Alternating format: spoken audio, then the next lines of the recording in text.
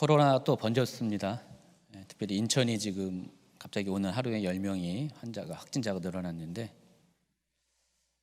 코로나 때문에 신천지가 드러나서 하나님께서 나름대로 신천지의 그런 폐단을 국민들 앞에 공개해 주셨어요. 근데 그에 따른 대가가 많이 컸잖아요. 근데 이번에 보니까 또 동성애자들에 대한 것들이 확 드러나게 되는 계기가 됐지만은 또 이런 소리가 치러야 될 대가가 많이 또 있을 것 같습니다. 그렇죠? 그래서 참 이 일이 양면성이 있어서 하나님이 어떤 계획을 갖고 있는지 우리가 다 말할 수는 없지만은 그래도 드러날 건 드러나게 하시고, 또 하나님께서 또 우리의 모든 상황과 형편들을 다 돌아보셔서 빨리 끝나게 하시는 길을 주실 것을 기대합니다. 여러분 아마 하루 이틀 더 추위를 보아서 이번 주일 전에 우리 또 대비책을 어떻게 해야 될지 결정해야 될 것 같아요. 지금 약간 좀 완화가 됐는데 우리 교회도 좀 완화시켜서 예배 진행을 하고 있는데, 이 또한 다시 한번 검토해야 될 것 같습니다. 그리하시고 공지하는 대로 따라주시기 바랍니다. 자, 오늘은 큐티와 함께하는 이 마가복음 강의 9번째 시간이고요. 마가복음 11장과 또 12장 12절까지의 범위를 다뤄보도록 하겠습니다. 오늘 굉장히 중요한 이야기를 다룰 거예요. 여러분도 이제 이미 좀 어느 정도 알고 있는 이야기지만은 무화과 나무 저주 사건과 더불어서 성전 청교 사건이 있는데, 이게 하나의 세트로 이해해야 되거든요. 같은 맥락에서 이해를 해야 되는데 이 사건이 주는 굉장히 중요한 의미가 있습니다. 오늘 이제 핵심적인 내용은 그겁니다. 근데 앞뒤로 또 다른 내용을 좀 잠깐 다루기도 하겠습니다. 그래서 굉장히 중요한 주제를 다루는 시간이 될 것 같습니다. 먼저 오늘부터 소개할 마가복음 11장 이하에는 예수님 생애의 마지막 한 주간의 기록들이 여기 소개되고 있습니다. 마가복음이 16장인데 10장까지는 예수님의 공생애의 3년에 일주일 빼면은 얼마나 될까요? 150분의 149잖아요. 그러니까 지금 0.7%의 분량이 앞으로 다뤄드릴 11장부터 16장까지가 있고요. 그 전에 10장까지, 그러니까 마가복음의 3분의 2 분량이 거의 99.25%의 이야기를 이미 다뤘어요. 그러면 0.75%의 이야기를 다룰 건데, 예수님의 생애 가운데 그게 나머지 3분의 1의 분량에 할애된다면은 이 내용들이 얼마나 중요하다는 것을 데이터가 증명한다는 것을 알 수가 있죠. 그래서 오늘부터 다루는 11장부터 16장까지는 상당히 중요한 이야기고, 예수님의 마지막 공생의 마지막 한 주간의 이야기를 집중적으로 기록을 하고 있습니다.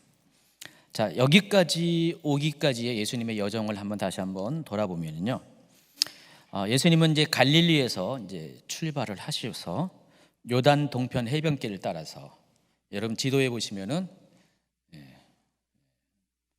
오른쪽에 요단강 건너편 오른쪽에 요단 동편 해변길이라고 제가 소개를 했죠.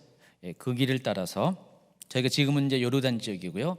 옛날엔 저희가 모압 지역이었습니다. 저 길을 따라서 쭉 내려오시다가 베레아라는 지역에, 베레가 아니라 베레아 지역에서 한 3개월 동안 머물면서 거기서 이제 병자들을 치유하시고 또 가르치시는 사역을 하셨습니다.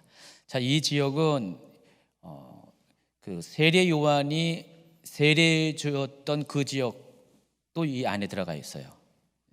그래서 이 지역은 당시에 이제 이방인 지역이었지만은 그래도 유대인들이 거기 많이 살고 있었거든요.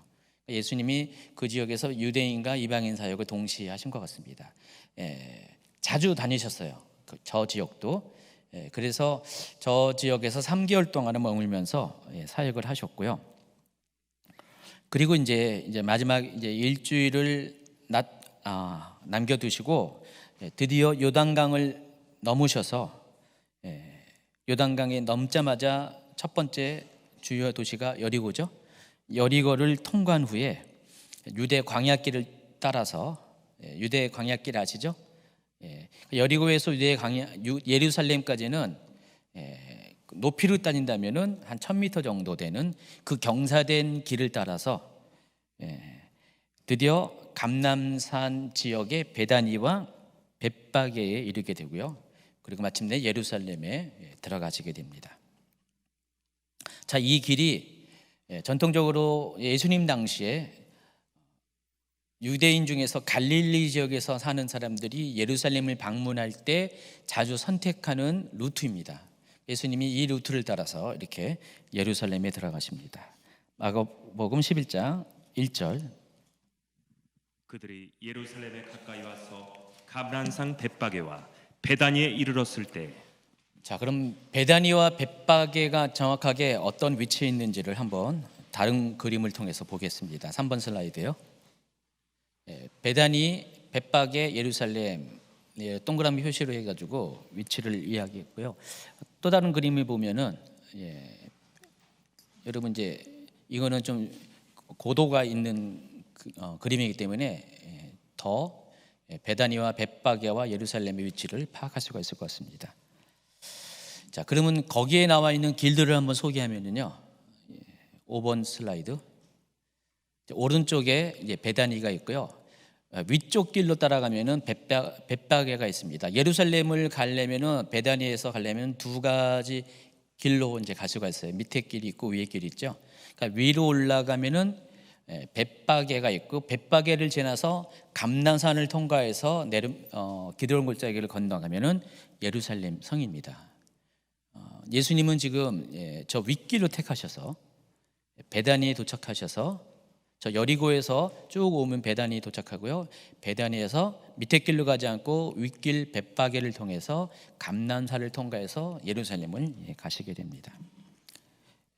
다시 이제 6번째 슬라이드 보시면은 저런 루트를 택하셨습니다. 제가 이제 이 수요일 강의 때는요, 뭐 여러 가지 그런 백그라운드를 많이 이야기하거든요. 그중에 가장 많이 언급하는 것이 지리적인 배경을 많이 언급합니다. 그러니까 여러분께 딱 눈을 통해서 시각적으로 보면서 예수님의 동선이 다 그려지잖아요, 그렇죠? 그런데 예수님께서 공생 기간 동안에 예루살렘을 방문한 기록을 살펴보면은 공간복음하고 요한복음이 굉장히 큰 차이가 있습니다. 먼저 이제 공간복음은 마지막 한 주간만 예수님이 예루살렘에 방문했다는 기록이 있습니다. 지금 오늘 마가복음이 증가하는 바와 같이. 그런데 이제 요한복음에서는요, 그 기간을 포함해서 최소한 5번, 어쩌면 그 이상 오셨을 수도 있어요. 근데 요한복음에 기록된 예수님의 예루살렘 방문 기록은 5번이 있습니다. 모두 절기 때에 맞춰서 오셨어요. 그래서 자, 그것을 제가 정리한 게 133페이지고요. 보시면은 첫 번째 방문한 게 요한복음 2장 13절에 나오는데 6월절 날 방문하셨고요. 또 2차 방문이 불임절. 여러분 6월절은 언제 있죠? 태양력으로 봄절기잖아요. 3월에서 4월 사이에. 자, 그런데 불임절은 언제 있죠?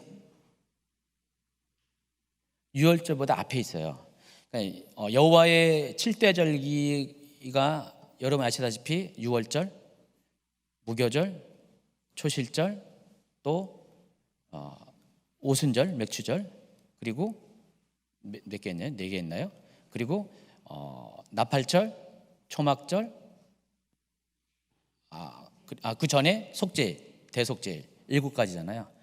자, 이게 봄에서부터 가을까지가 이 절기들이에요. 그런데 요 절기의 사이드에 2가지의 절기가 또 있어요.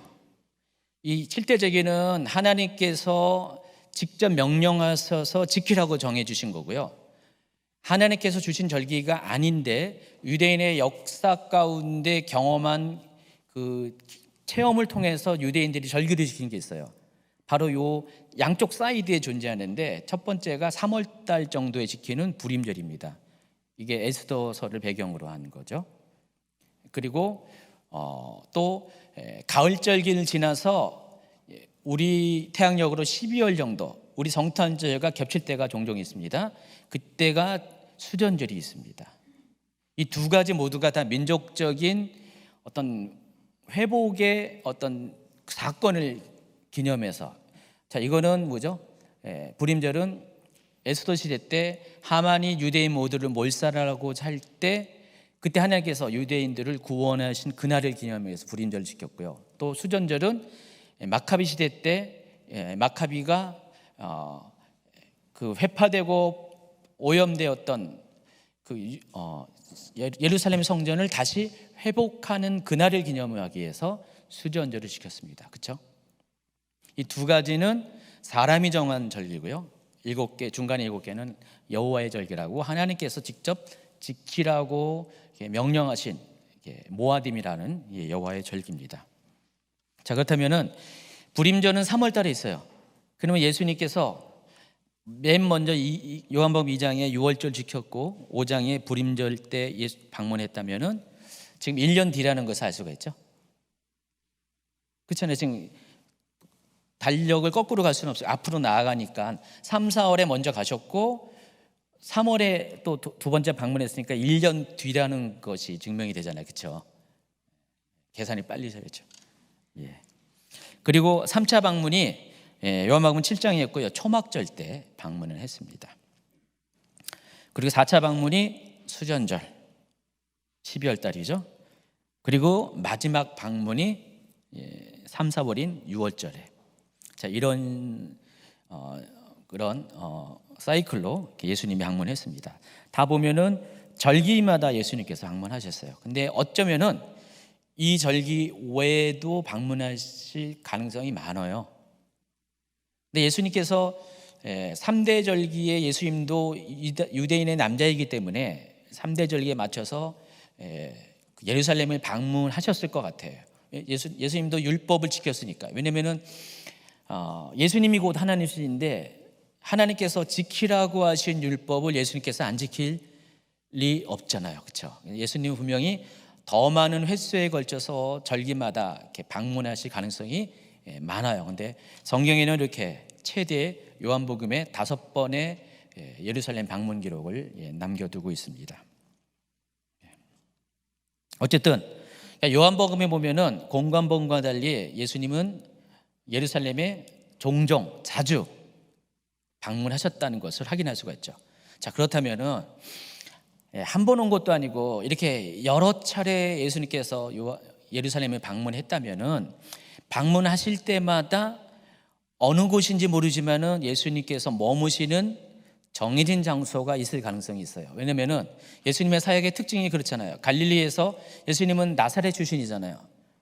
갈릴리 남부 쪽에 나사렛 출신이고, 지금 예수님은 북부 쪽에 갈릴리 호수 북부에 가버나움에서 이렇게 거의 머물면서 주변 지역을 왔다 갔다 다니시면서 사역을 하셨어요. 그래서 가버나움에 예수님의 집이 있다 그랬어요.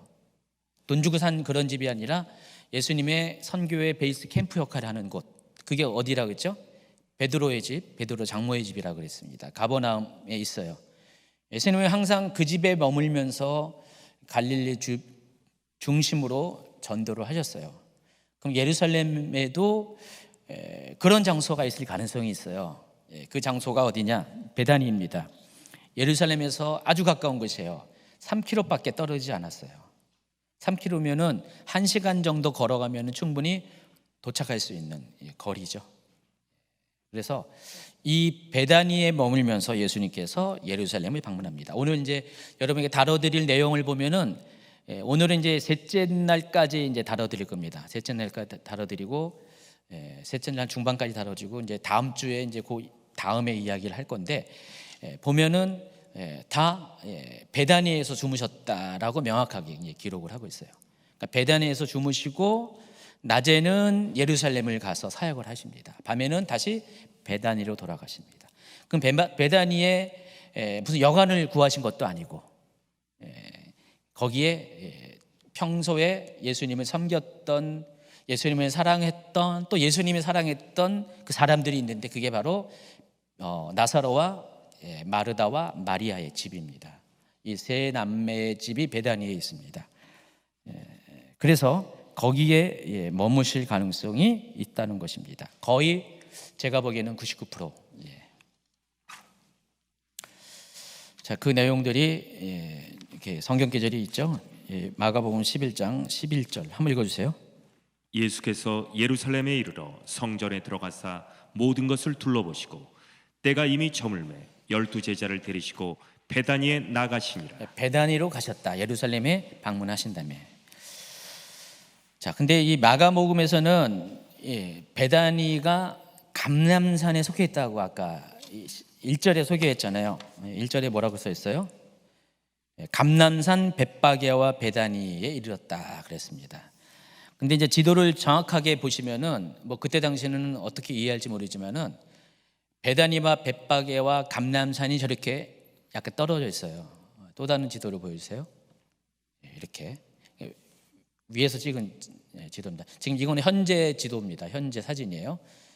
베다니가 맨 오른쪽에 있고요. 위에 벳바게 바로 감람산. 근데 아마 당시에는 이 감람산을 그러니까 벳바게와 베다니가 감람산의 기슭으로 이해했던 것 같아요. 성경 기자는요, 마가는 그래서 감람산에 속한 벳바게와 베다니라고 이렇게 표현을 한 것 같습니다. 어쨌든 저렇게 지형적으로 지금 현재 지형적으로는 구분이 되어 있어요. 그러니까 감람산 이렇게 위에 있고 벳바게, 베다니 이렇게 되어 있습니다. 자, 베다니에서 예수님은요 제자들 중 2명을 맞은편 마을로 보냅니다. 그리고 아직 아무도 타보지 못한 나귀 새끼를 끌고 올 것을 명령하는데 이 건너편 마을, 맞은편 마을이 어딜까? 바로 벳바게일 가능성이 크다는 것입니다. 보세요. 바로 베다니에서 바로 건너편이잖아요. 자, 벳바게의 이름이 뭔지 아세요? 2가지 단어가 조합돼서 한 건데 파괴의 집이란 뜻이에요. 파괴가 아니라 파괴. 히브리어 파괴는 무화과를 의미하는데 무화과도 2 종류가 있어요. 이른 무화과가 있고 그다음에 늦은 무화과가 있습니다. 그래서 보통 이 이른 무화과, 풋 무화과는 어떤 거냐면은 아직 본격적인 열매가 아닌 뭐 개복숭아, 개살구 이런 개념. 우리나라 개복숭아 있잖아요. 복숭아는 복숭아인데 복숭아가 아닌 복숭아. 개나 먹는 복숭아입니까? 그런 건 아니죠. 어쩌면 개도 안 먹을 복숭아. 아직 상품가치, 과일로서의 상품가치가 없는 아직 수분도 부족하고 푸석푸석하고 당도도 떨어지고 작고 그러나 필요할 때는 뭐 먹을 수 있는 것. 저도 어렸을 때 개복숭아 먹은 것 같아요. 산에 가서 뭐 이렇게 그런 데서 따서 먹은 것 같아요. 어릴 때 그런 기억이 나는데 그런 종류의 무화과가 있습니다. 이걸 파괴라고 부릅니다. 벳바게는 바로 그 파괴의 집이에요. 그 말은 파괴가 거기 마을에 많이 있기 때문에 이렇게 이름을 줬겠죠. 베다니는 2가지 뜻이 있는데 가난한 자들의 집이란 뜻과 테나의 집이란 뜻이 있어요. 테나는 역시 무화과 나무의 또 다른 열매 이름입니다.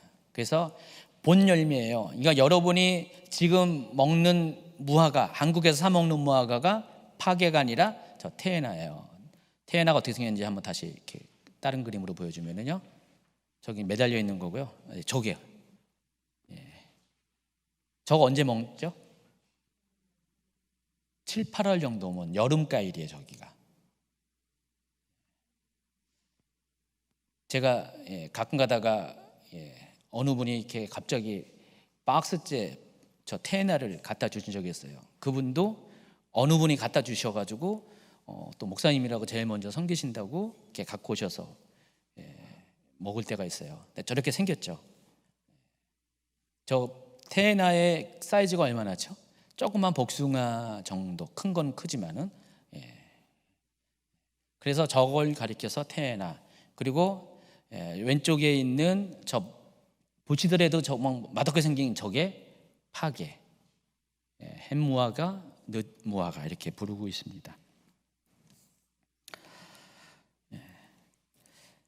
자, 그런데 이 파괴가 중요한 이유가 있습니다. 여러분, 이제 파괴 같은 거는 그냥 신경도 안 쓸 것 같은데, 파괴가 중요한 이유가, 파괴가 열리지 않으면은 태어나가 열리지 않아요. 참 희한하죠? 파괴가 열리지 않으면은, 그러니까 개무화과가 열리지 않으면, 품무화과가 열리지 않으면은 본 열매인 태어나가 열리지 않는 아주 독특한 무화과나무의 특성이 있다는 것입니다.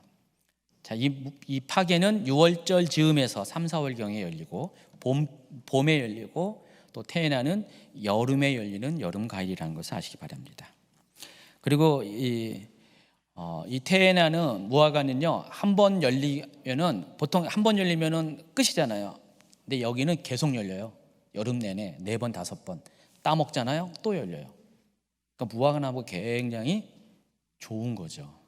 아주 이 경제적으로 굉장히 좋은 나무입니다. 이처럼 이 베다니하고 벳바게가 모두가 뭐와 관련돼 있어요? 무화과와 관련 있어요. 그리고 이 무화과가 무엇을 상징하죠? 이스라엘을 상징한다는 거 아시죠? 그래서 오늘 이 중요한 주제를 다룰 때 왜 해필이면 하나님께서 이 무화과라는 이름을 갖고 있는, 무화과의 집이라는 이름을 갖고 있는 햄무화과의 집, 늦은 무화과의 집을 갖고 있는 베다니와 벳바게가 여기에 이렇게 주목되고 있다는 것을 여러분 좀 이해하실 필요가 있습니다. 자, 예수님께서 예루살렘에서의 마지막 한 주간 사역에서 제일 먼저 한 게 나귀를 타고 사람들의 환영을 받으면서 공식적으로 예루살렘 성을 입성하는 것입니다. 근데 좀 이해가 안 되죠. 지금까지 예수님이 보면은 적어도 3번에 걸쳐서 제자들에게, 마가복음에 보면은 예수님이 어떻게 앞으로 사역을 하실 것인가에 대해서 말씀하시잖아요. 예루살렘에 들어가서 유대인들한테 고난을 당하시고 또 죽으시고 4일 만에 부활하실 것이다. 3번에 걸쳐서 이야기하셨잖아요. 근데 또 똑같이 3번에 걸쳐서 뭐라고 하셨어요? 알리지 마. 내가 부활할 때까지는 알리지 마. 말리셨어요. 적극적으로 그것을 보류하셨습니다. 그런데 여기 보면은 예수님께서 오히려 더 드러내는 행동을 취하십니다. 자신이 왕인 것을 드러내기 위해서, 공식적인 왕인 것을 드러내기 위해서 나귀를 타고 예루살렘 성에 입성을 하시겠다고 하신다는 것입니다. 자, 이것은 자신이 그리스도라는 것을 드러내기 위한 예수님의 의도가 여기에 충분히 반영이 되어 있습니다. 근데 왜 예수님은 나귀를 타고 예루살렘에 입성을 하신 것일까? 바로 나귀가 상징하는 의미가 있어요. 여러분, 저기 말과 나귀를 비교한 사진입니다. 굉장히 차이가 나죠. 말은 엄청 크고, 제가 옛날에 제주도에서 무슨 어디 뭘 봤는데, 일반 말하고 제주도 쪼랑말, 꼭 쪼랑말이 나귀처럼 생겼어요. 제주도 한번 가면은 한번 그런 거 눈여겨보세요. 쪼랑말이 꼭 저 나귀만 해요. 나귀보다 큰데 좀 두꺼워요. 이렇게 있잖아요. 말은 그냥 몸이 길게 뻗어 있는데, 그 제주도 쪼랑말은 짧고 굵은 것 같아요. 근데 그게 꼭 나귀랑 비슷한 느낌이 들어요. 자, 그런데 이스라엘 사람들은요, 저 나귀와 말은 아무나 타는 게 아니에요. 서민들은 못 타요. 지금도 말값이 엄청 비싸지만 그때는 돈이 있더라도 타기가 쉬운 게 아닙니다. 특별히 말이요. 그래서 저 말 같은 경우 나귀는 좀 왕족 내지 귀족들, 고위직들이 타는 겁니다. 근데 전쟁 때는 말을 타요. 왕 같은 경우는 전쟁이라면 왕이 타는 게 말이에요. 근데 평상시에는 나귀를 탑니다. 그래서 왕은 평상시에 나귀를 탐으로써 자신의 신분을 나타냅니다. 자, 그런데 예수님께서 지금 평상시이기 때문에 나귀를 타셨다. 그럼 어떤 거예요? 자신이 왕이심을 드러내신다는 것입니다. 그 전까지는 굳고 자신의 정체가 드러난 것을 말리신 예수님께서 이번에는 자신이 정체를 드러내셨다는 것입니다. 그리고 예수님이 베다니에 출발해서 예루살렘에 성에 이를 때 사람들은 나귀를 타고 오시는 예수님을 맞이합니다. 어떻게 맞이하냐? 다윗의 자손 곧 그리스도로 맞이합니다. 11장 7절부터 10절까지. 나귀 새끼를 예수께로 끌고 와서 자기들의 겉옷을 그 위에 얹어 놓으매 예수께서 타시니 많은 사람들은 자기들의 겉옷을 또 다른 이들은 들에서 벤 나뭇가지를 길에 펴며 앞으로 가고 뒤에서 따르는 자들이 소리 지르되 호산나 찬송하리로다 주의 이름으로 오시는 이여 찬송하리로다 오는 우리 조상 다윗의 나라여 가장 높은 곳에서 호산나 하더라. 사진에 보여주면은 저 장면이죠. 금방 지나갔네요. 저 장면입니다. 이번엔 제가 실사 사진을 이렇게 일부러 보여줬는데 딱 이제 나귀가 어떻게 생긴지 아시죠? 저렇게 타고 오셨습니다. 근데 여러분 잘 보시면 사람들 속에 군중들 속에 뭘 붙잡고 있죠? 종려나무 가지를 붙잡고 있습니다. 근데 원래 저 종려나무는 언제 사용할까요? 제일 많이 사용하는 게 초막절이죠. 초막절 때 보면은 저 종려나무하고 뭐 과일 몇 개 등등 해가지고 사람들이 막 흔들면서 이렇게 축제를 벌여요. 거리에 막 나와서 막 축제를 벌이죠. 그때 등장하는 게 저 종려나무 가지입니다. 그런데 사람들이 예수님을 맞이하면서 뭐라고 했냐면 호산나라고 불러요. 호산나 많이 여러분 알고 있죠. 근데 이 호산나가 원래 우리는 굉장히 긍정적인 의미로 알고 있지만 원래 의미는 그런 뜻이 아니라 어려운 가운데 우리를 구원하소서라는, 지금 우리를 구원하소서라는 그런 뜻을 갖고 있는데, 이게 시대를 거치면서 하나님께 찬양하는 기쁨의 갈채와 한호 소리를 표현할 때 호산나라고 이렇게 바뀌어진 거예요. 원래는 지금 우리를 구원하소서라는 절박한 심정을 담은 표현하는 단어였는데, 이게 이제 시간이 갈수록 축제 때 부르는 언급하는 단어로 바뀌었다는 것입니다. 그리고 사람들이 시편에 나오는 할렐 찬양을 부르면서 한호를 합니다. 할렐이 어떤 거냐면은 찬송하리로다 주의 이름으로 오시는 이여, 이게 할렐이에요. 여러분, 이 할렐이라는 것은 하나님을 찬양하라, 너희는 찬양하라라는 그 할렐루야의 앞에 나오는 그 어근을 말해요. 동사입니다. 할렐, 너희는 찬양하라. 근데 이 할렐이라는 단어가 자주 등장하는 시편들이 있어요. 이걸 가리켜서 할렐 시편, 또 할렐 찬양이라고 부릅니다. 이게 모두 세 부분에 있는데 시편 113편부터 118편까지 제1 할렐 시편이라고 부르고요. 120편에서 136편 제2 할렐 시편, 대할렐 시편 이런 식으로 부르기도 하고요. 마지막으로 146에서 150편 제3 할렐 시편. 이 시편들을 보면은 하나님을 찬송하라라는 단어들이 들어가 있어요. 할렐이라는 단어가 들어가 있다는 것입니다. 자, 그런데 이 중에서 113편부터 118편까지의 제1 할렐 시편 이 그룹은 언제 사용했냐? 6월절 때 불렀다는 것입니다. 절기 때마다 이게 사용 용도가 다르다는 거예요. 113편에서 118편은 6월절 때 불렀는데, 오늘 이 본문에서 호산나 찬송하리로다 주의 이름으로 오시는 이여는 어디에서 인용된 거냐면 그 6월절에 부르는 할렐 시편인 118편 26절에서 인용한 거예요. 한번 불러주세요. 읽어주세요. 여호와의 이름으로 오는 자가 복이 있으며 우리가 여호와의 집에서 너희를 축복하였도다.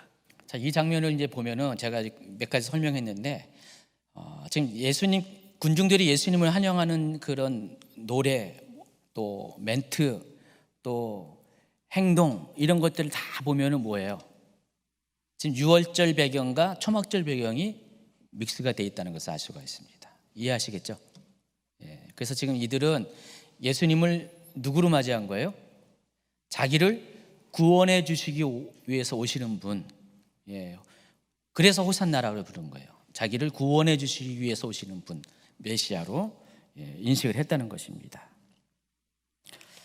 그래서 예수님께서 어린 나귀를 타고 예루살렘에 입성하신 것입니다. 요한복음 12장에는요 이 장면을 이야기하면서 이 장면이 예수님에 대한 구약 성경의 예언을 성취시키는 것이다라고 설명을 하고 있습니다. 읽어주세요. 그 이튿날에는 명절에 온 큰 무리가 예수께서 예루살렘으로 오신다는 것을 듣고 종려나무 가지를 가지고 맞으러 나가 외치되 호산나 찬송하리로다.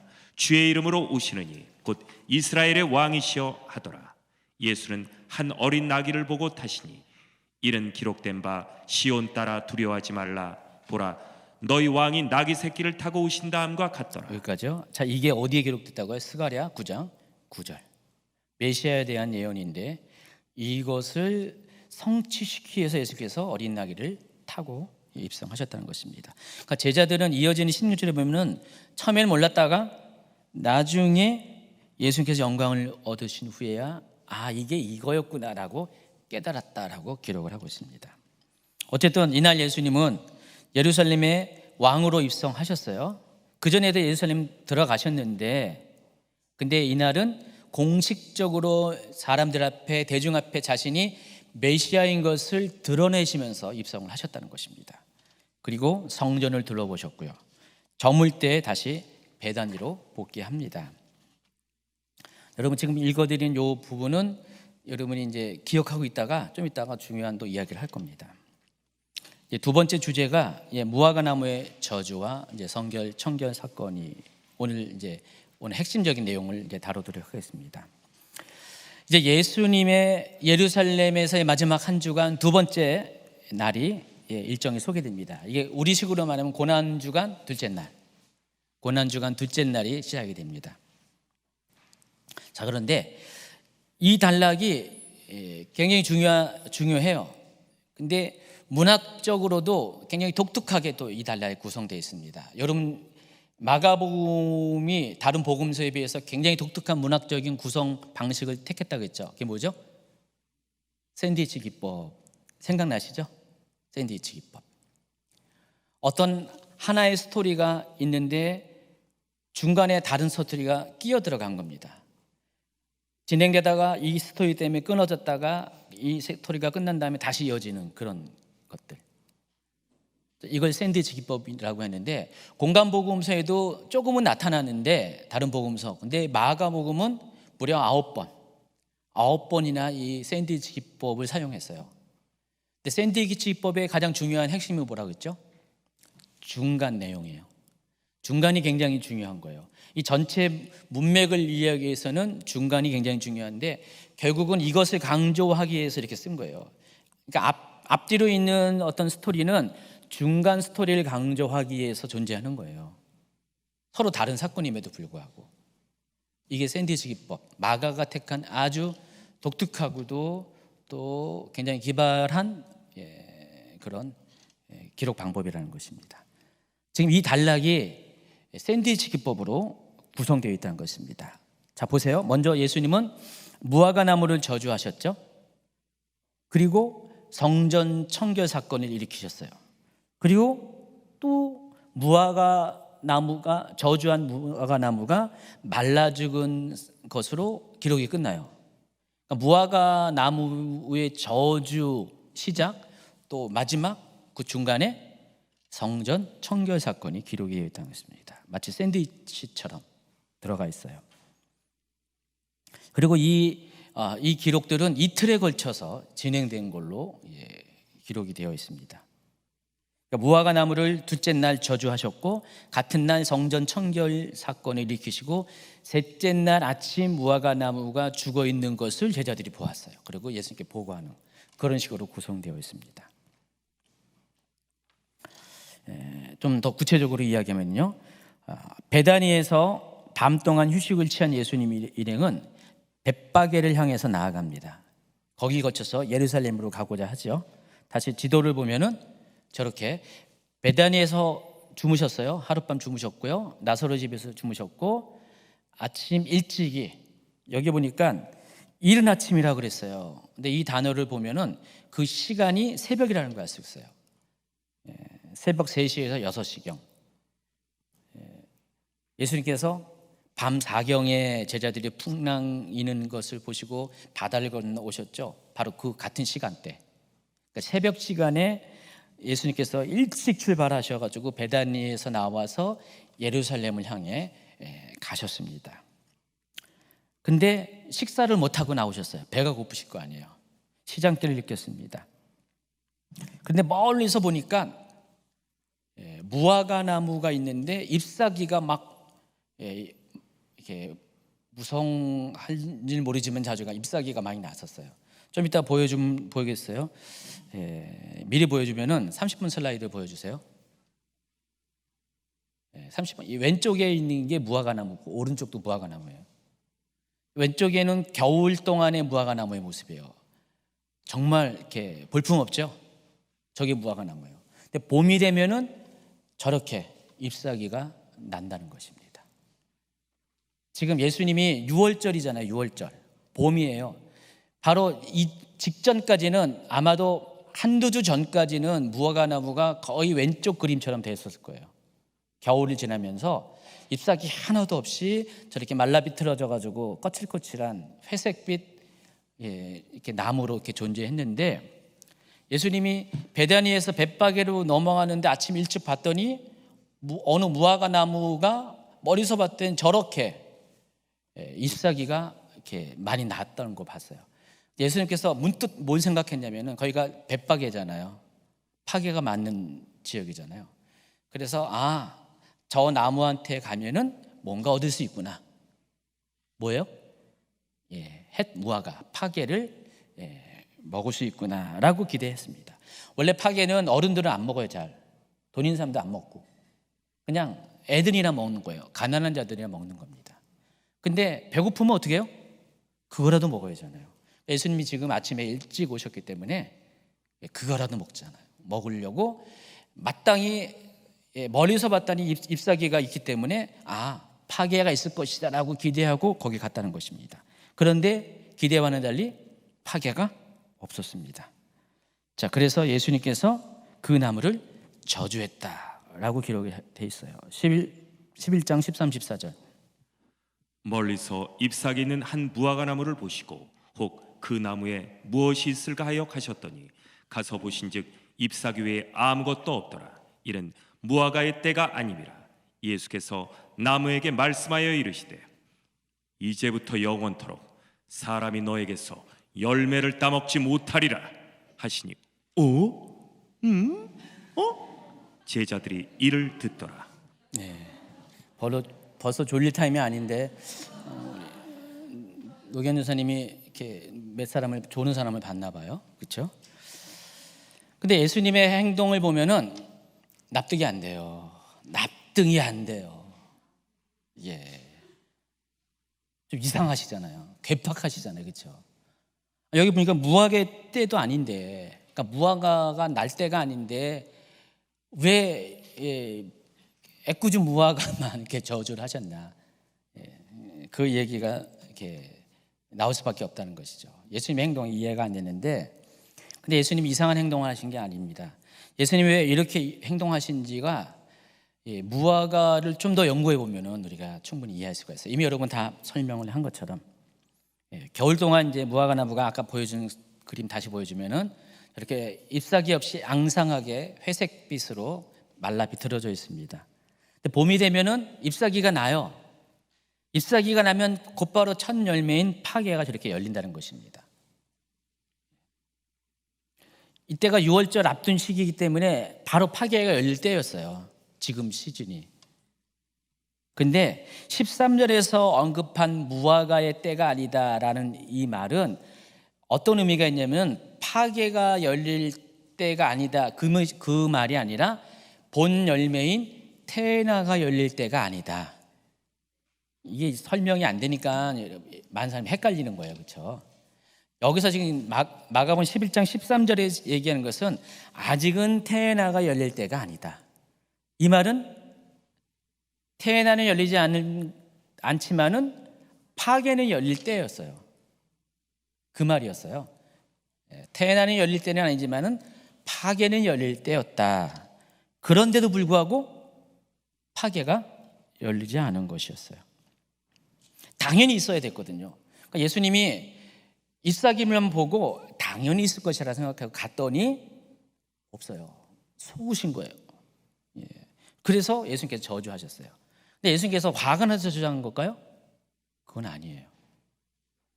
예. 아까 말씀드린 것처럼 파괴가 열리지 않으면 태어나가 열리지 않아요. 그럼 이 나무는 어떻게 돼요? 쓸모없는 나무예요.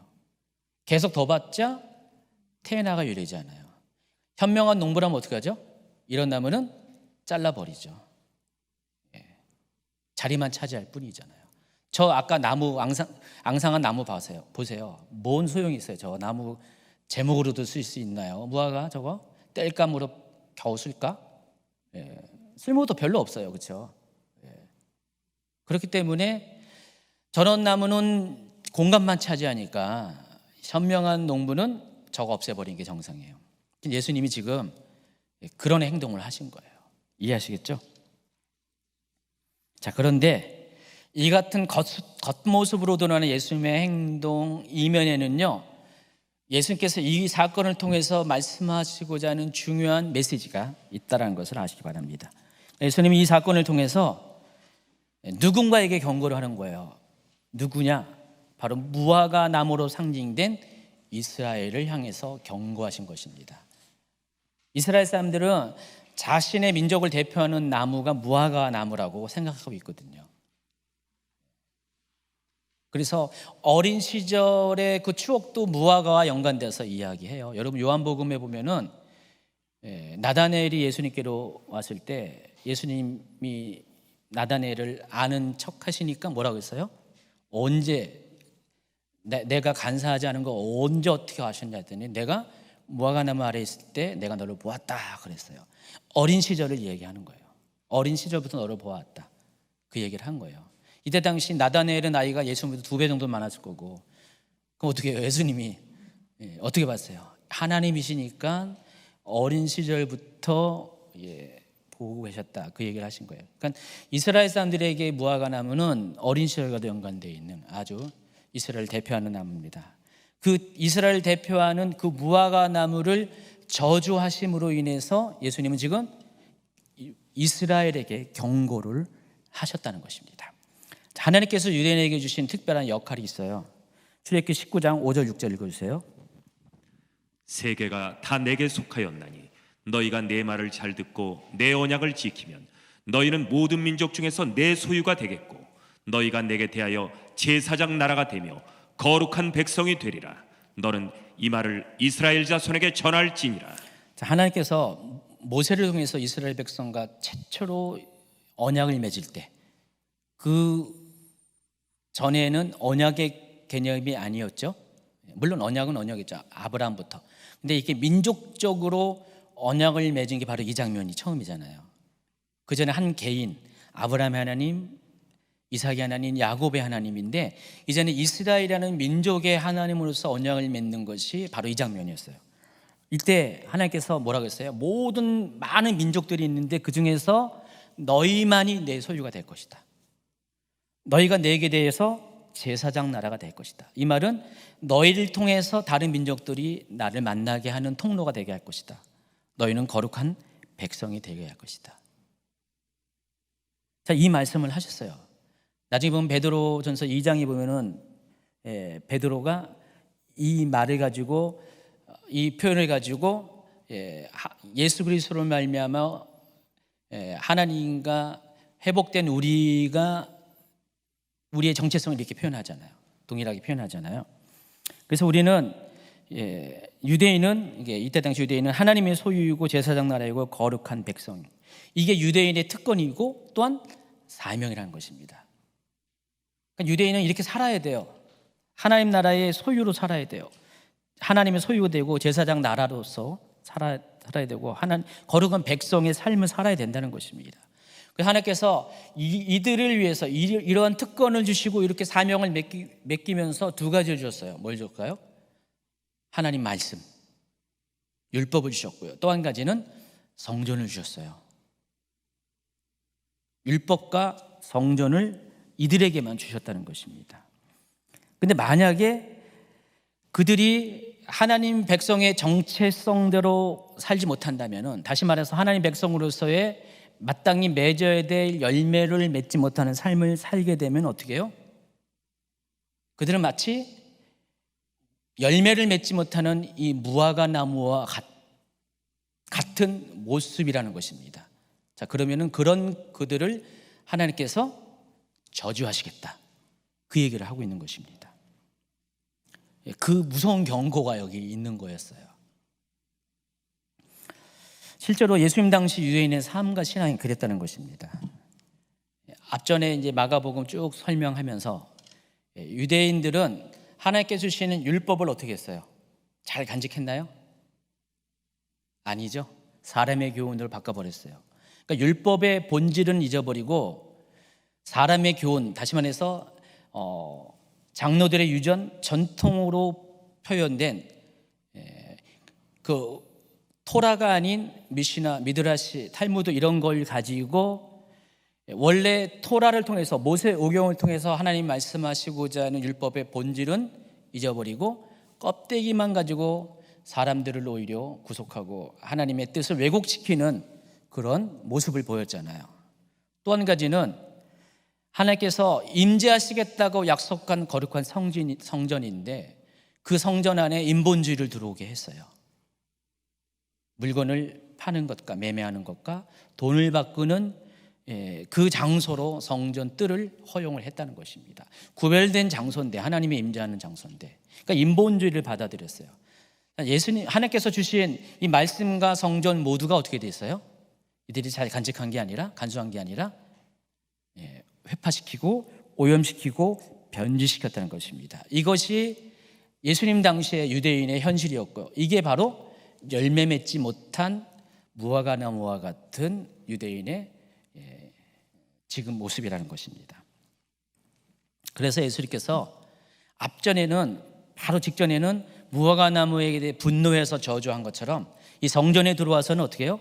평소 보이지 않은 모습, 온유했던 예수님께서 갑자기 과격하게 물건 파는 자들과 돈 바꾸는 자들을 상을 업고 막 채찍으로 치면서 쫓아내신다는 것입니다. 15절 16절. 그들이 예루살렘에 들어가니라. 예수께서 성전에 들어가사 성전 안에서 매매하는 자들을 내쫓으시며 돈 바꾸는 자들의 상과 비둘기 파는 자들의 의자를 둘러보시며 아무나 물건을 가지고 성전 안으로 지나다님을 허락하지 아니하시고, 이렇게 하셨다는 것입니다. 근데 여기 한 가지 좀 의문이 있어요. 여러분, 예리한 독수리의 뇌를 가진 사람은 이거를 왜 이랬지? 이렇게 의문을 가질 텐데, 안타깝게도 독수리는커녕 매의 눈도, 비둘기의 눈도 없어가지고 아마 이렇게 감지하지 못했을 것입니다. 아주 중요한 의미가 있습니다. 예수님은 이미 어제 성전에 들리셨어요. 그렇죠? 어제 이렇게 11장 10절인가 11절인가 들리셨다고 했잖아요. 아까 제가 지나치면서 얘기했잖아요. 그러니까 하루 종일 들리셔가지고 성전을 다 둘러보셨다고 했어요. 그리고 밤에 저물 때 베다니를 가셨어요. 상식적으로 예수님께서 어제 성전에 들렸을 때는 성전의 이 모습을 봤어요? 못 봤어요? 당연히 봤겠죠. 오랜 시간 성전에 머물러 있었는데, 해가 저물 때까지 성전에 있었는데, 근데 왜 어제는 가만히 계시고 왜 오늘 이러실까? 생각 안 해보셨죠? 저와 여러분의 차이가 그건. 그러니까 어제 일을 벌려야 정상인데, 근데 왜 어제는 아무런 척하지 않고 왜 이제 와서 속에서 이렇게 싹히고 있다가 그냥 분노를, 게이지를 올렸다 이렇게 터뜨린 건가요? 그건 아닐 텐데, 어제는 잠자코 계시다가 왜 뒤늦게 오늘, 그러니까 뭐 여기 보면은 참 이해하지 못한 면들이 좀 많이 있어요. 근데 그것에 대한 이유가 좀 이따 설명을 하겠습니다. 오늘 이 샌드위치 기법과 관련돼서 거기에 해답이 있어요. 자, 중요한 것은요, 마태복음과 마가복음에서 이 사건을 다루는 방식이 좀 다르다는 것. 먼저 마태복음입니다. 마태복음에서는요, 이 예루살렘 입성과 성전 청결 사건이 같은 날에 벌어졌어요. 한번 읽어볼까요? 마태복음 21장 6절부터.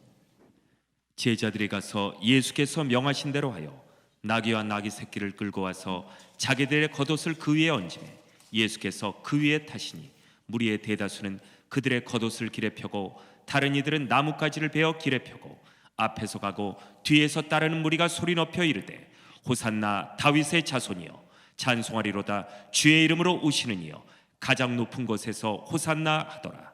여기까지 잠깐만요. 이건 아까 읽어드린 내용 똑같죠? 예, 상황이 똑같죠. 근데 10절부터 읽어주세요. 예수께서 예루살렘에 들어가시니 온 성이 소동하여 이르되 이는 누구냐 하거늘 무리가 이르되 갈릴리 나사렛에서 나온 선지자 예수라 하니라. 예수께서 성전에 들어가서 성전 안에서 매매하는 모든 사람들을 내쫓으시며 돈 바꾸는 사람들의 상과 비둘기 파는 사람들의 의자를 둘러 엎으시고 그들에게 이르시되 기록된 바 내 집은 기도하는 집이라 일컬음을 받으리라 하였거늘 너희는 강도의 소굴을 만드는도다 하시니라. 보시면은 알겠지만은 같은 날 일어나요. 동시에 일어나요. 성전에 들어가시자 예루살렘에 입성하시자마자 성전에 들어가셨고 성전에 들어가시자마자 성전 청결 사건을 일으키십니다. 같은 날 일어납니다. 그리고 그 다음 날 무화과 나무 사건이 발생한 거예요. 그리고 마가복음하고 또 다른 게 있어요. 한번 읽어볼까요? 17절부터 19절까지. 그들을 떠나 성 밖으로 베다니에 가서 거기서 유하시니라. 이른 아침에 성으로 들어오실 때 시장하신지라. 길가에서 한 무화과 나무를 보시고 그리로 가사 잎사귀밖에 아무것도 찾지 못하시고 나무에게 이르시되 이제부터 영원토록 네가 열매를 맺지 못하리라 하시니 무화과 나무가 곧 마른지라. 뭐가 달라요? 마가복음하고 비교하면 뭐가 다르죠? 마가복음에서는 예수님이 오늘이라는 기준으로 보면 오늘 성전에 들어가기 전에 무화과 나무를 저주했죠. 들어가서 성전 청결 사건을 일으켰죠. 그리고 그 다음 날 무화과 나무가 죽은 것을 발견했어요. 근데 지금 뭐예요? 말씀하시자마자 무화과 나무가 곧 말라 죽었어요. 지금 보면은 마태복음은 모든 것들이 한 번에 다 일어나요. 예루살렘 성 안에 입성하시고 성전을 방문하시고 성전 정화 사건이 같은 시간대에 일어나고요. 무화과 나무를 저주한 것도 저주하고 무화과 나무가 죽은 것도 같은 시간대 동시적으로 일어나요. 근데 마가복음은 이게 분리가 되어 있다는 것입니다. 날짜가 다 달라요. 같은 날 일어난 사건이 아니라 이틀에 걸쳐서 일어난 사건으로 묘사되어 있고요. 또 무화과 나무를 저주했고 무화과 나무가 말라 죽은 것이 중간에 성전 청결 사건이 들어가 있어요. 지금 이렇게 된 거예요. 예루살렘 입성 성전 청결이 마태복음에서는 같은 날, 무화과 나무 저주, 무화과 나무 말라 죽은 것이 같은 날. 근데 지금 이게 순서가 저기 오렌지색으로 된 게 첫 번째 연두색 바로 붙었어야 되는데, 그리고 무화과 나무 저주하고 무화과 나무 말라 죽은 게 같이 또 이어지는데 이게 순서가 바뀌어서 중간에 끼어버렸다는 것입니다. 근데 시간 순서적으로 보면은 마가보다는 마태의 기록이 정확해요. 아까 제가 얘기했잖아요. 이왕 들어가셨으면 화가 났으면은 바로 그냥 해결하셔야 되는데 무슨 하루를 참다가 그러실 수가 없잖아요. 여러분은 그렇게 하겠어요? 인내심이 많아서? 분명히 이게 정황상 그러지 않을 가능성이 많아요. 그러니까 마태복음의 기록이 맞아요. 근데 마가복음의 저자인 마가는 왜 이 순서를 바꾸면서 이런 방식으로 기록을 했을까? 여기에는 의도성이 있다는 것입니다. 기록한 사람의 목적이 있어요. 어떤 것을 강조하기 위해서는. 그래서 제가 최현호 목사님한테 이거 본문 준비하면서 최현호 목사님한테 중간에 내가 마가를 지금 마가복음 연구하고 있는데 마가복음 내가 단순한 줄 알았더니 아주 의도적이야. 아주 그냥 정확하고 치밀해. 그렇게 제가 얘기했잖아요. 그렇죠? 2번이나 얘기했잖아요. 이걸 발견하면서 제가 무릎까지는 안 쳤지만은 와, 참 이 마가가 되게 치밀한 사람이구나. 단순하게 기록된 복음서처럼 보였는데 그렇지가 않다는 것을 알게 됐다는 것입니다. 그러니까 마가는 의도적으로 한 달에 이런 사건을 이틀에 걸쳐서 나눠서 보고하면서 그 중간에 중요한 성경 청결 사건을 끼워 넣었어요. 말씀드린 것처럼 샌드위치 기법에서 중요한 것은 가운데 있는 건데 그것을 강조하기 위해서, 그것을 집중시키기 위해서 이런 식으로 의도적으로 사건의 기록을 좀 순서를 바꿔놓았다는 것입니다. 참고로 누가복음과 요한복음에서는 이 사건이 기록이 되어 있지 않아요. 그러니까 마태와 마가복음에만 이 사건이 기록이 되어 있습니다. 17절 한번 또 볼까요? 17절 읽어주세요. 이에 가르쳐 이르시되 기록된 바 내 집은 만민이 기도하는 집이라 청함을 받으리라고 하지 아니하였느냐. 너희는 강도의 소굴을 만들었도다 하시매. 자, 이제 성결 작업을 하시면서 예수께서 성전의 의미가 무엇인지를 소개를 하고 있습니다. 내 집은 만민이 기도하는 집이다라고 했어요. 자, 이게 이사야 56장 7절 말씀을 인용해서 말씀을 한 겁니다. 그래서 성전의 의미가, 예수님이 보시기에 성전의 의미는 사람들이 기도하는 것, 기도하는 집이라고 설명을 합니다. 왜냐하면 그곳에 하나님의 임재가 있기 때문에. 그래서 유대인이라면은 마땅히 성전을 그렇게 관리해야 되고 간직해야 돼요. 지금 우리가 지금 여기 기도하는, 낮에는 여기 우리 기도하는 집이잖아요. 여기가요. 낮에 여기 기도하잖아요. 근데 막 기도하고 있는 거기에 저 바깥에서 입구에서 환전소가 열리고 또 뭐 물건 파는 게 막 열려요. 저기서 동시에 여기서 기도하고 있어요. 조지사님이 막 음악에 맞춰서 막 기도하고 있는데 다들 시끌벅글 해가지고 뭐 돈 바꿔요, 싸게 바꿔요, 수수료 싸요 하면서 내가 더 싸요 하면서 이거 사세요 하면서 떨입니다. 막 동시에 저게 일어나고 있는 거예요. 여러분 상식적으로 지금이라도 그게 용납이 안 되는 건데, 특별히 성전의 의미가 더 심각했던 예수님 당시에 이 일이 버젓이 일어나고 있어요. 뜰에서, 성전 뜰 안에서. 그래서 완전히 인본주의가 들어왔잖아요. 오늘 소개하려는지 다음 주에 오늘 소개하겠네요. 이것 때문에 예수님께서 지금 분노한 거예요. 성전은 원래 그런 곳이 아닌데 성전을 본질을 회파시키는 이 모습에 충격을 받은 거고요. 이게 바로 열매를 제대로 맺지 못하는, 맺어야 될 열매를 맺지 못하는 무화과 나무와 동일하다는 것이에요. 그래서 예수님께서 아주 과격하게 그렇게 분노를 표현했다는 것입니다. 자, 이렇게 되자 예루살렘의 대제사장들과 서기관들은 이와 같은 예수님의 행동에 대해서 충격을 받았습니다. 근데 그들이 충격을 받은 이유가 두 가지 있는데, 첫째는 그들의 권위가 훼손됐고요. 두 번째는 기득권이 훼손된 거예요. 지금 이것을 허락한 사람이 누구예요? 제사장들이잖아요. 이 사람들이 이걸 허락하지 않으면 이렇게 할 수가 없잖아요. 근데 이 사람들이 이걸 허락하면서 뭘 했겠어요? 돈을 받았을 거 아니에요. 거기에 얼마 커미션 받는 거예요. 거기 얼마는 내 몫이다. 뭐 개인적인 첩복이 있을 수 있고 성전을 위해서 뭐 기금을 사용할 수 있고, 어쨌든 그렇게 한 거예요. 그래서 오늘날 우리 교회에서도 종종 뭐 바자회 하고 뭐, 근데 이게 참 이런 것 때문에 좀 우리가 어떻게 이것을 적용해야 되나 해석하는가 고민들이 많이 있잖아요. 그렇죠? 우리는 뭐 이렇게 교회를 위한 목적으로 한다, 뭘 한다 그러는데 이것도 참 거룩한 성전에 그 구별되는 것을 훼손시키지 말아야 되는데, 그걸 하면서 이렇게 한다는 거는 성전 청결 작업의 대상이 되는 겁니다. 굉장히 조심하고 주의해야 될 것입니다. 어쨌든 이 대제사장들과 서기관들은 자기들의 권위가 무너졌고 또한 기득권이 손상됐다는 것을 알고 그때부터 예수를 어떻게 죽일까 하고 꾀했다라고 했어요. 18절. 대제사장들과 서기관들이 듣고 예수를 어떻게 죽일까 하고 꾀하니 이른 무리가 다 그의 교훈을 놀랍게 여김으로 그를 두려워함일러라. 그러니까 이때부터 요한복음은 그 전부터 예수님을 죽이려고 하는 모략들을 이미 갈릴리부터 시작하는데, 여기서는 마가복음에서는 여기에 이제 어떻게 죽일까 꿰었다고 이제 처음으로 등장합니다. 근데 놀랍게도 다른 것이 아니라 이 사건 때문에 그래요. 여러분이 알고 있는 상식과 약간 다른 거예요. 그러니까 왜 대제사장들이 예수님을 죽이려고 했을까? 자신이 그리스도라고, 실은 예수님이 자신이 그리스도라고 잘 얘기 안 했거든요. 꼭꼭 숨겼거든요.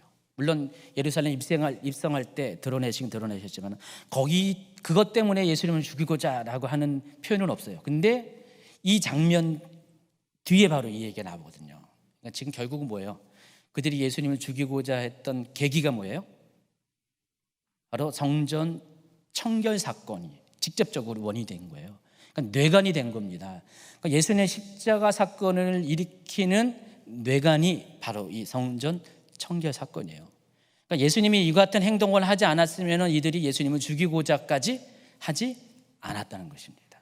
근데 이 사건이 예수님을 죽이고자 하는 직접적인 동기가 됐어요. 그 기폭제가 되었다는 것입니다. 자, 예루살렘에서 두 번째 날 사역을 마친 예수님은 날이 저물자 또다시 베다니로 갑니다.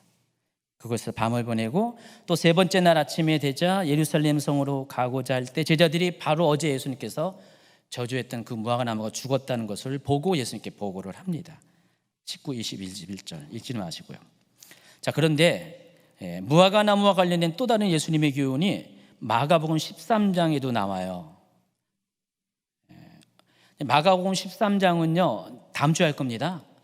스토리가 뭐냐면은 마태복음 24장 내용과 똑같은데, 바로 마지막 때에 일어날 일에 대해서 예수님께서 지나가시면서 성전이 무너질 것이라고 얘기했고요.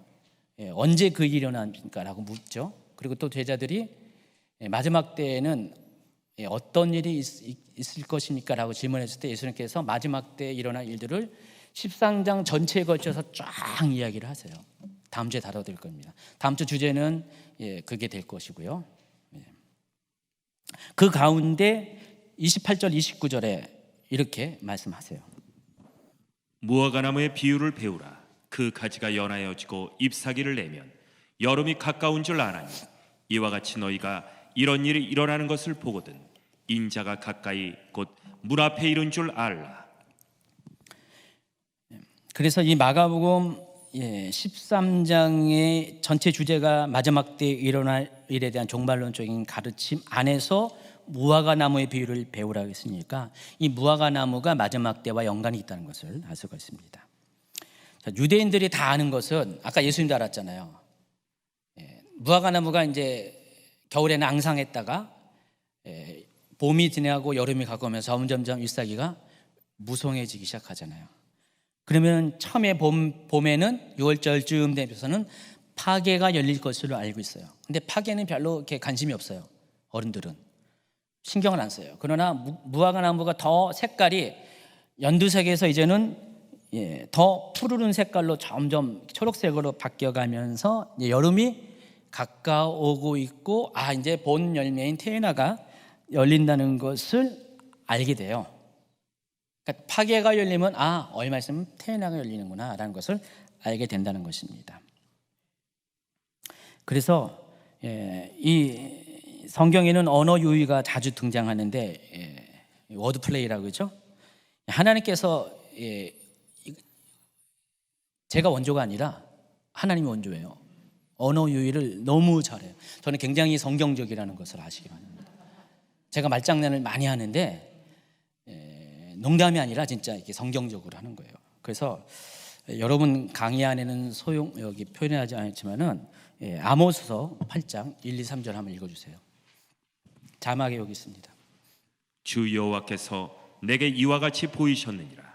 보라, 여름 과일 한 광주리이니라. 그가 말씀하시되 아모스야, 네가 무엇을 보느냐?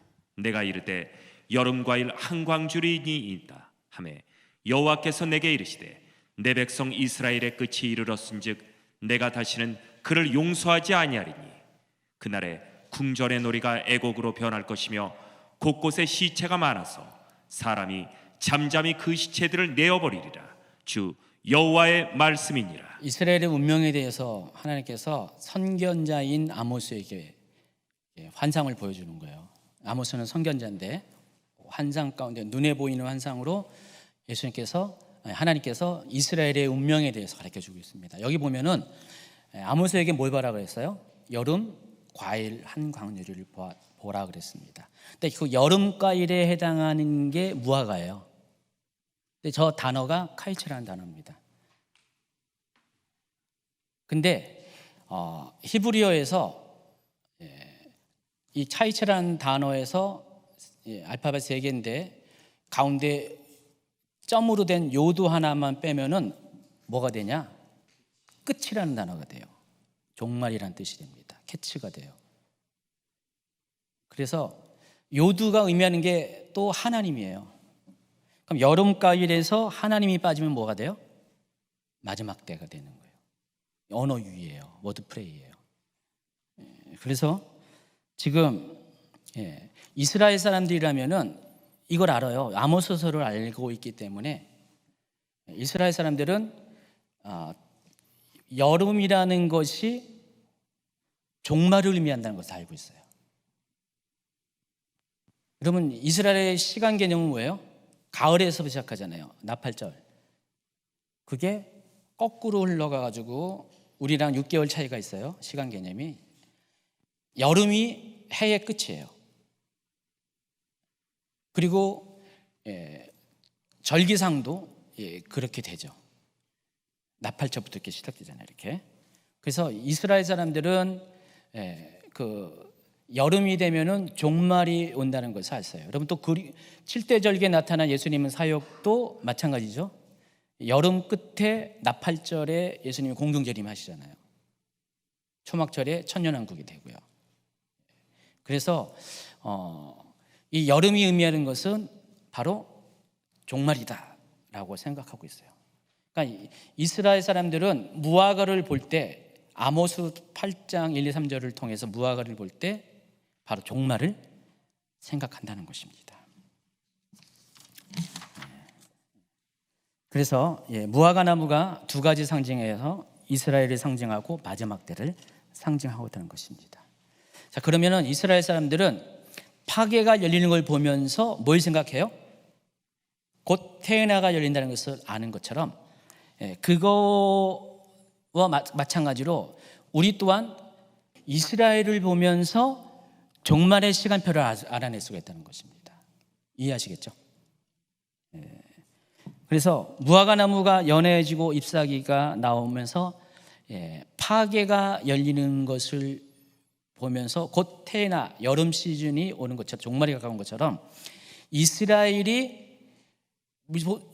잘 지켜보면은 이스라엘이 1900년 동안 나라 없이 죽은 나무처럼 아까 회색 나무처럼 됐었는데 영적인 겨울이었는데 갑자기 이스라엘이 되살아났잖아요. 죽었던 이스라엘이 되살아나서 1948년에 독립을 했어요. 역사 이래 그런 일이 없었고 앞으로도 그런 일이 없어요. 그 이후로 그런 일이 없어요. 벌써 72년이 지나갔는데 73년째인데 그러니까 이스라엘이 지금 독립을 하면서 우리가 눈치채야 될 것이 바로 파괴의 시즌이 바로 73년 전에 열린 거예요. 그럼 지금은 어떻게 할까요? 그 파괴의 시즌에서 점점 테에나의 시즌으로 바뀌어 가고 있는 그 어딘가에 지금 우리가 존재하고 있어요. 시간표상에. 하나님의 시간표상에. 그러니까 이 무화과 나무의 비유를 배우라고 하신 이유가 그거예요. 그러니까 무화과 나무를 보면서 이스라엘의 운명을 알 수 있다는 것입니다. 또 그걸 통해서 우리가 종말을 예측할 수가 있다는 것이에요. 언젠가는요, 이스라엘이 이미 파괴 시즌을 통과했다면 언젠가는 테에나 시즌으로 가까이 오게 될 건데, 그럼 테에나 시즌이 의미하는 게 뭘까요? 파괴가 그냥 본 열매를 맺기 위한 그냥 먼저 거쳐야 되는 열매라면은 테에나는 본 열매잖아요. 아주 풍성한 열매잖아요. 자, 이스라엘이 소수가 이제 독립을 했고 하나님을 믿기 시작했어요. 근데 앞으로 가면은 테에나의 시즌에 어떻게 될까요? 완벽하고 완성된 그 열매로서의 이스라엘 회복이 있을 거 아니에요. 그게 뭘까요? 이스라엘의 다수가 예수님을 영접하는 것입니다. 로마서 11장에 사도 바울은 그 비밀을 설명을 하고 있습니다. 그래서 테나의 시즌이 의미하는 것은 이스라엘의 붕이에요. 유대인이 예수님을 영접하는 그날이 올 거예요. 그럼 그날이 오면 어떻게 돼요? 그게 어떻게 돼요? 캐치가 되는 겁니다. 카이츠에서 캐치가 되는 거예요. 요들을 빼면 하나님을 빼니까 캐치가 되는 거예요. 여름가을에서 종말로 바뀌게 된다는 것입니다. 이스라엘은 단지 국권만 회복되는 게 아니라 그때가 되면 하나님의 소유, 제사장 나라, 거룩한 백성의 특권과 사명을 회복할 거예요. 그때가 되면. 그게 바로 테나의 시즌이라는 것입니다. 우리가 그래서 무화과 나무인 유대인 이스라엘을 주목해야 된다는 것입니다. 지금 마가가 왜 성경 청결 사건을 중간에 끼워놓은 이유를 알겠죠? 다시 또 결론 부분에 한 번 더 다뤄드리도록 하겠습니다. 자, 근데 끝이 아닙니다. 마가복음에서는 이 무화과 나무 저주 사건이 21절에서 일단락을 했어요. 근데 마태복음에서는 이것이 끝이 아니라 계속해서 이어지는 사건으로 묘사를 합니다. 마태복음 21장 20절. 제자들이 보고 이상히 여겨 이르되 아니 무화과 나무가 어찌하여 곧 말랐나이까? 자, 그런데 그 무화과 나무가 왜 말랐습니까? 라는 제자들의 질문에 대해서 예수님께서 또 갑자기 엉뚱한 대답을 하시네요. 21절, 22절. 예수께서 대답하여 이르시되 내가 진실로 너희에게 이르노니 만일 너희가 믿음이 있고 의심하지 아니하면 이 무화과 나무에게 된 이런 일만 할 뿐 아니라 이 산들어 들려 바다에 던져지라 하여도 될 것이요 너희가 기도할 때 무엇이든지 믿고 구하는 것은 다 받으리라 하시니라. 우리가 이 마태복음을 보면서 힌트를 얻을 수 있는 게 마가복음에서는 이제 이미 끝나고 또 다른 주제인 기도에 대해서 이야기하는 것처럼 보이는데 이 마태복음에서의 문맥은 이어져 있어요. 끊어진 게 아니에요. 아직 진행되는 이야기로 소개되고 있어요. 그럼 그와 같은 측면에서 마가복음을 우리가 같은 문맥 안에서 다시 한번 이해를 할 수가 있다는 것입니다. 마가복음 이제 11장 22절부터 24절. 예수께서 그들에게 대답하여 이르시되 하나님을 믿으라. 내가 진실로 너희에게 이르노니 누구든지 이 산들어 들리어 바다에 던져지라 하며 그 말하는 것이 이루어질 줄 믿고 마음에 의심하지 아니하면 그대로 되리라. 그러므로 내가 너희에게 말하노니 무엇이든지 기도하고 구하는 것은 받은 줄로 믿으라. 그리하면 너희에게 그대로 되리라. 시간을 아끼기 위해서 25절로 바로 넘어가겠습니다.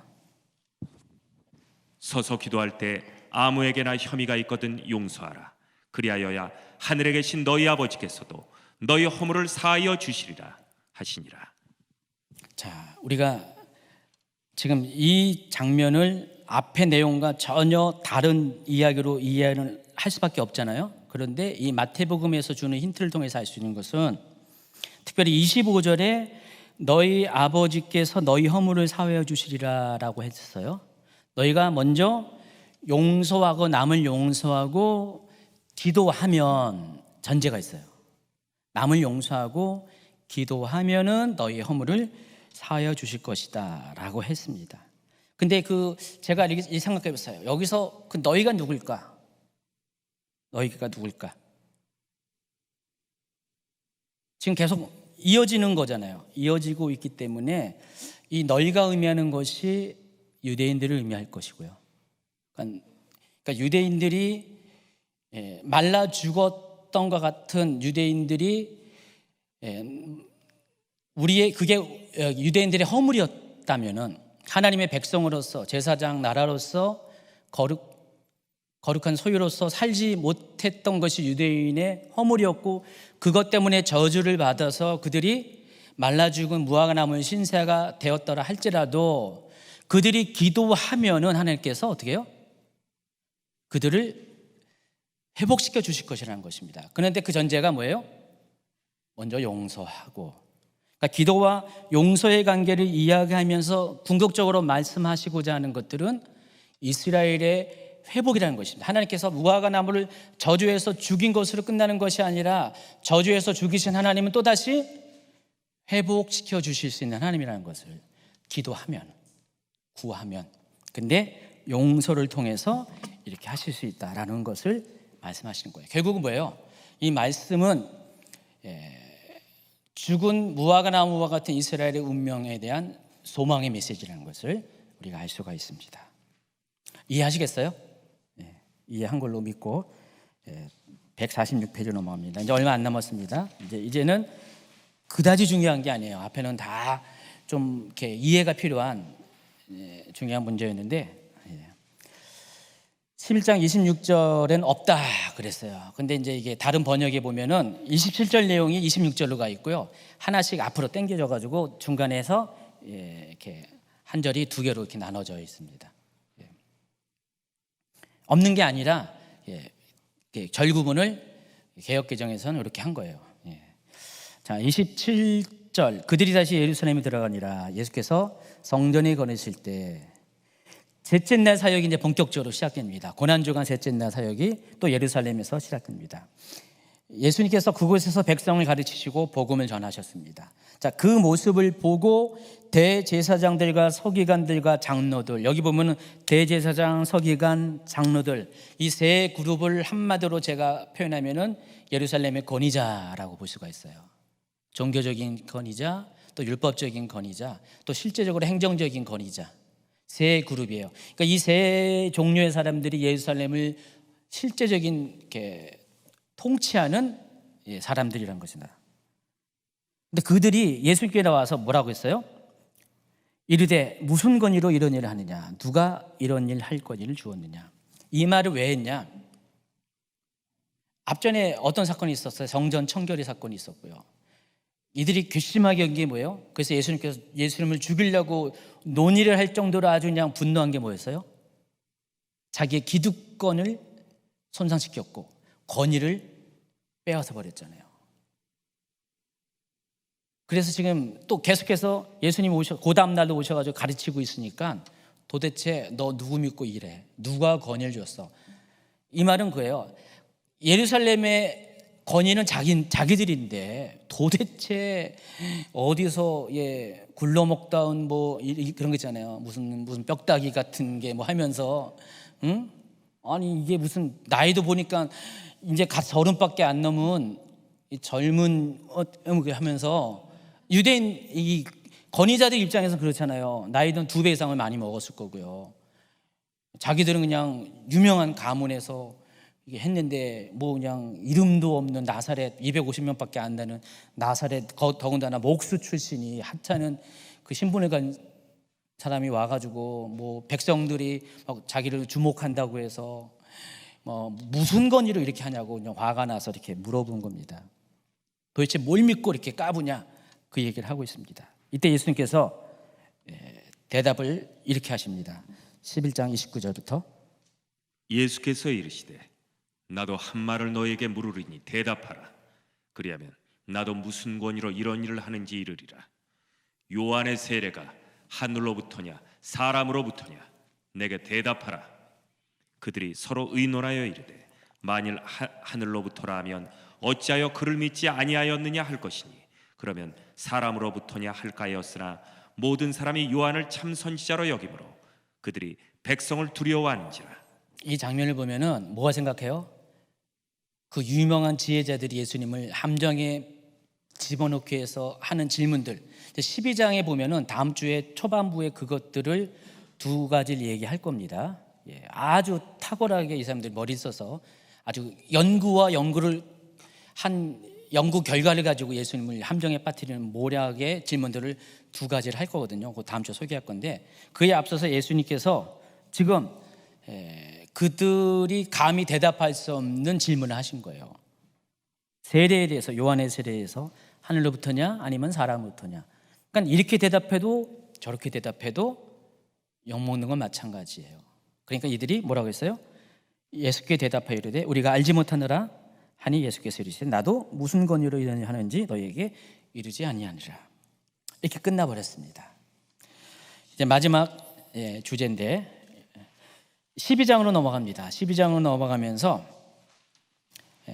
예수님께서 포도원 주인의 비유를 이렇게 들어서 또 말씀하십니다. 다 아는 내용이잖아요. 근데 여기서 포도원 주인이 누구를 의미하죠? 하나님입니다. 농부들은 예루살렘의 권위자, 그리고 포도원 주인이 보낸 종들은 하나님께서 보내신 예수님 앞서 보낸 선지자들을 말하는 거고요. 여기 하나밖에 없는 사랑하는 아들은 하나님의 아들 예수 그리스도를 말하는 것입니다. 이게 비유예요. 자, 이걸 가지고 그들에게 이런 스토리를 쫙 전했습니다. 결국은 뭐예요? 심판에 관한 메시지잖아요. 근데 예수님께서 이 이야기를 하신 이유가요, 뭐죠? 이 비유를 통해서 지금까지 유대인의 역사를 이야기한 거예요. 아주 짤막한 비유를 통해서 지금 유대인의 역사가 이와 같다는 것입니다. 포도원 주인이신 이 하나님께서 포도원을 만드셨는데 종들에게 맡겼는데, 농부들에게 맡겼는데, 농부들이 그 원래 그 직임을 망각하고 자기들이 이 포도원을 차지하고자 모략을 꾸몄고 종들을 보냈는데 죽이고 마지막 아들까지 보냈는데도 더 마지막 아들이 상속자이기 때문에 농장을 빼앗기 위해서 아들까지 죽였다. 그래서 하나님께서 진노하셔서 마지막 때 그 농부들을 진멸하고 포도원을 다른 사람이 주겠다. 이게 다 이스라엘이 여지껏 하나님과의 관계 속에서 생했던 모든 것들을 함축하는 비유라는 것입니다. 이들이 처음에는 몰랐어요.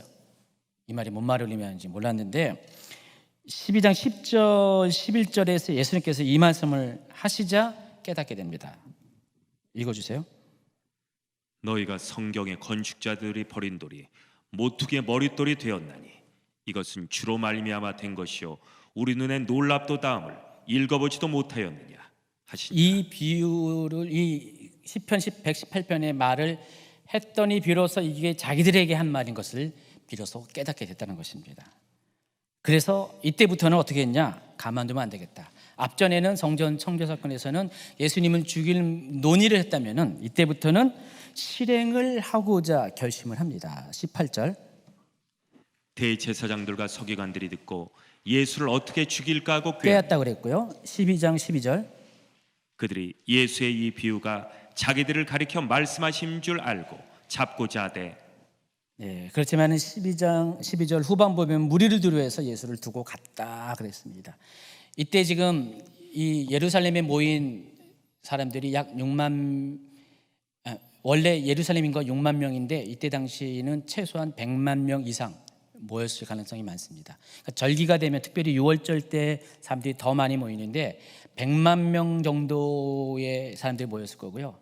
지금 이 일이 대낮에 벌어지기 때문에 이미 앞서 거기서 예루살렘에 모였던 사람들이 예수님을 불과 이틀 전에 호산나로 환영했던 사람들인데 갑자기 예수님을 잡으면 어떻게 돼요?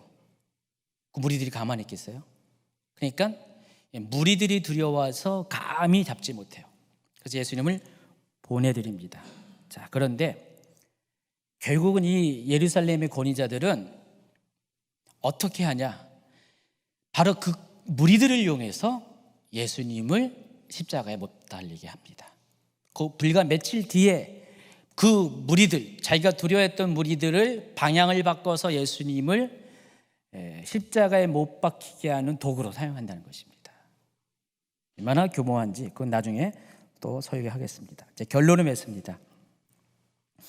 자, 예수님의 무화과나무 저주 사건, 그리고 샌드위치 구성으로 연결된 성전 선교 사건, 서로 다른 이야기처럼 보이지만은 이걸 통해서 마가는 이스라엘 향한 하나님의 계획을 설명을 합니다. 이스라엘 향한 하나님의 계획은 뭐였죠? 무화과나무를 저주한 것처럼, 열매 맺지 못한 무화과나무를 저주한 것처럼 하나님의 백성으로서의 거룩한 삶의 열매, 신앙의 열매를 맺지 못한 이스라엘을 저주한 것이, 망하게 하는 것이 하나님의 계획이었습니다. 자, 그게 이제 로마서 9장에 나와 있고요. 하나님의 계획이었습니다. 그래서 하나님은 그걸 통해서 어떻게 해요? 이스라엘을 하여금 다시 깨닫게 하고 기도하게 하고 또 용서하게 함으로 인해서 다시 용서함을 받고 그 응답을 통해서 죽었던 것 같은 이스라엘이 다시 회복되게 하는 것. 로마서 11장이죠. 그게 하나님의 계획이라는 것입니다. 근데 이것을 위해서는 한 가지 사건이 필요했어요. 이 서로 다른 이스라엘에 대한 유기와 이스라엘에 대한 회복을 연결하는 브릿지 역할하는 것이 바로 성전 정화 사건이라는 것입니다.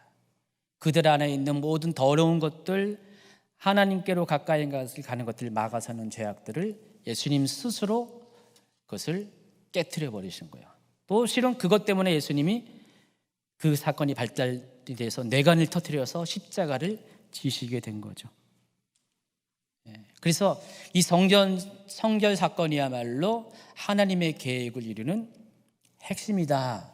그거 말하고자 마태복음에서는 이 두 사건이 서로 분리돼서 따로따로 이루어지는 사건인데, 다른 날에 일어난 사건인데, 마가복음에서는 이것을 일부러 이렇게 조합시켜서 샌드위치 구성을 통해서 강조하고 또 강조했다는 것입니다. 그래서 눈 있는 자들은 보아야 되고요, 귀 있는 자들, 뇌 있는 자들은 깨달아야 된다는 것입니다. 여러분 눈과 귀와 뇌가 있죠? 제가 주석을 봤더니 이런 얘기 별로 안 하더라고요. 저도 주석을 많이 참고하는데 주석을 봤더니 이런 얘기를 잘 눈에 안 띄나 봐요. 근데 이게 이스라엘에 대해서 눈이 열린 사람만 알 수가 있는 거지, 이스라엘이 그냥 대체 신학에서 이미 과거의 역사로 끝났다라고 보는 사람에게 절대로 이 스토리가 열리지가 않죠. 이해할 수가 없죠. 근데 세상은 앞으로 이렇게 되어질 것입니다. 그래서 여러분 앞으로 이 마지막 때가 되면은 저주받아 죽었던 무화과 나무인 이스라엘이 이미 파괴가 열렸고요, 태어나가 열리는 것을 보게 될 겁니다. 그때가 되면은 그때가 바로 여름이에요. 캐츠 종말이 오게 된 것을 확인하시기 바랍니다.